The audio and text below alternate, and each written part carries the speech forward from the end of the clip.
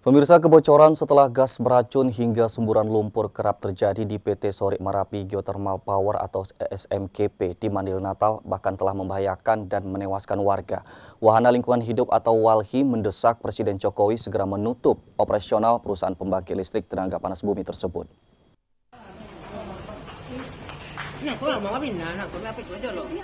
Peristiwa keracunan massal yang dialami warga desa Sibanggor Julu, Kabupaten Mandailing Natal, Sumatera Utara bukanlah kali pertama yang terjadi.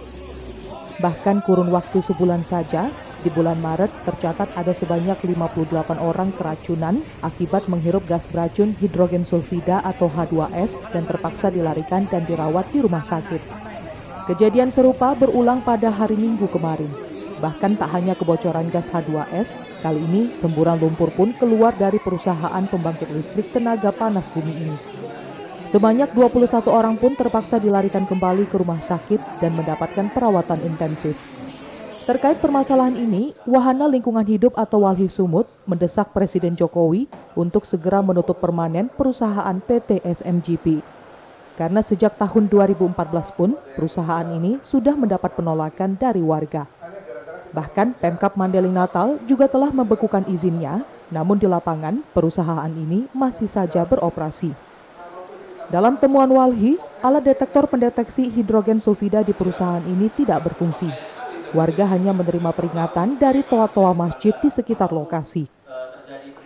Tentu peristiwa ini kan sudah menjadi bukti bahwa memang tidak ada alasan lagi selain menutup perusahaan ini, karena beberapa kali sanksi administratif mungkin sudah diberikan, baik dari Kementerian SDM, kemudian dari pemerintah setempat, kemudian dari pansus yang dibentuk oleh DPRD Kabupaten Mandailing Natal, tapi tidak ada juga langkah konkret dan kemudian peristiwa ini terus berlangsung terjadi.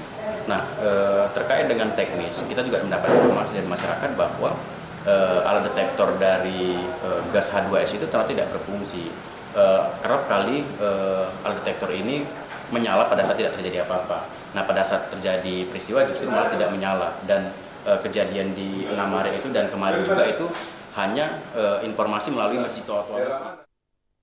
Tidak hanya menimbulkan korban jiwa, kegiatan eksplorasi yang dilakukan PT SMGP juga dinilai WALHI dapat menimbulkan bencana ekologis dan bencana lingkungan yang dapat terjadi.